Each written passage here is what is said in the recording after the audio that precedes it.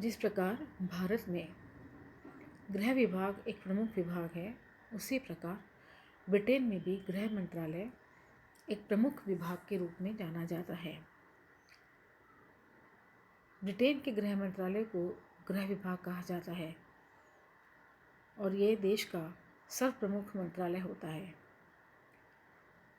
गृह विभाग का प्रमुख गृह मंत्री होता है, जो कि मंत्रिमंडल का सबसे वरिष्ठ सदस्य होता है। गृह मंत्री को सहायता देने के लिए एक राज्य मंत्री, उप मंत्री और संसदीय सचिव की व्यवस्था भी होती है। इसे विभाग का राजनीतिक नेतृत्व माना जाता है। ये नेतृत्व अपने विभाग के लिए संसद के प्रति उत्तरदायी होता है। यदि हम इसे गौर करें तो समझ में आएगा कि जिस प्रकार का संगठन भारत में पाया जाता है किसी भी विभाग का, वही संगठन ब्रिटेन में भी होता है। अर्थात ब्रिटेन की जैसी व्यवस्था है, सेम वही व्यवस्था हमारे भारत में भी पाई जाती है। इस राजनीतिक नेतृत्व को सहायता, सहयोग और सलाह देने के लिए एक प्रशासनिक तंत्र होता है, जिसमें कई प्रकार के सचिव होते हैं। सभी विभागों का प्रमुख मुख्य सचिव होता है और हर विभाग का एक सचिव होता है। इनमें स्थायी अवर सचिव, उप अवर सचिव, सहायक अवर सचिव, सहायक सचिव आदि को सम्मिलित किया गया है। ये प्रशासनिक अधिकारी राजनीतिक नेतृत्व के अधीन रहकर अपना कार्य करते हैं। क्योंकि गृह विभाग किसी भी राष्ट्र का केंद्र विभाग होता है, सारी गतिविधियां उसके आसपास ही रहती हैं, इसलिए यह विभाग अपने कार्यों की दृष्टि से भी बहुत महत्वपूर्ण है। यह विभाग बहुमुखी भूमिकाओं का निर्वाह करता है। यह देश की आंतरिक शांति और सुरक्षा का कार्य करता है, आतंकवाद गतिविधियों पर नियंत्रण करता है।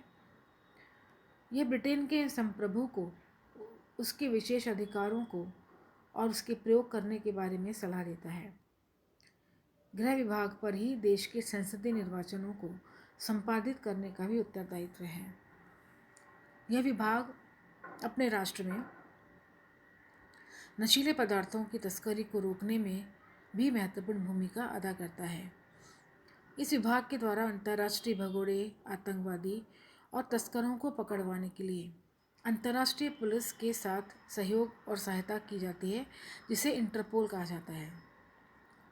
यह विभाग पुलिस, अग्निसेवा, नागरिक सुरक्षा आदि जैसे कार्यों को भी निभाता है।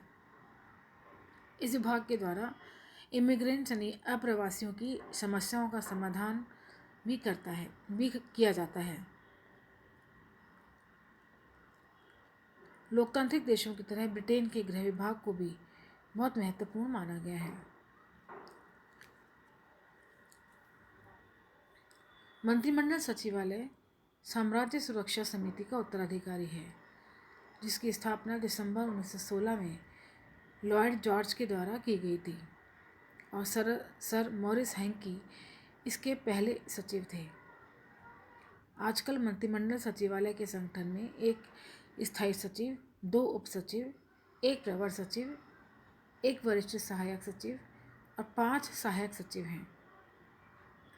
प्रारंभ में इस सचिवालय का कार्य केवल मंत्रिमंडल के निर्णयों का रिकॉर्ड रखना था, किंतु ये बाद में माना गया कि यह अनेक प्रकार से मंत्रिमंडल के कार्यों में अपना सहयोग भी कर सकता है।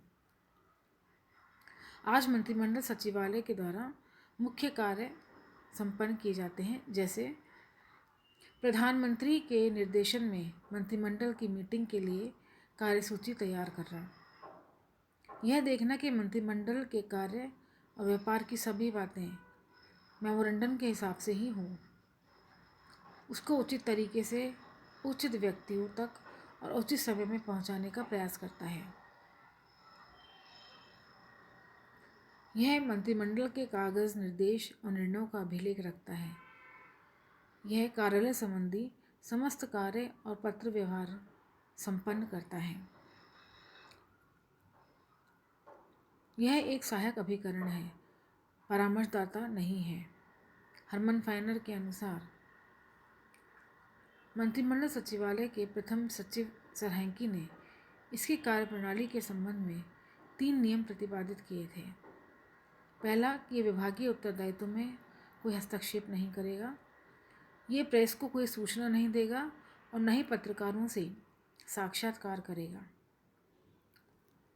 मंत्रिमंडल की मीटिंग में यदि मंत्रीगण हंसी मजाक कर रहे हों तो इसका सचिव उसमें कोई भाग नहीं लेगा। सचिवालय किसी भी अर्थ में एक परामर्शदाता निकाय नहीं है, ऐसा प्रोफेसर जेनिंग्स ने कहा है। यह कोई योजना आयोग नहीं है, यह सिफारिशें नहीं करता और विभागीय उत्तरदायित्व में कोई हस्तक्षेप भी नहीं करता है।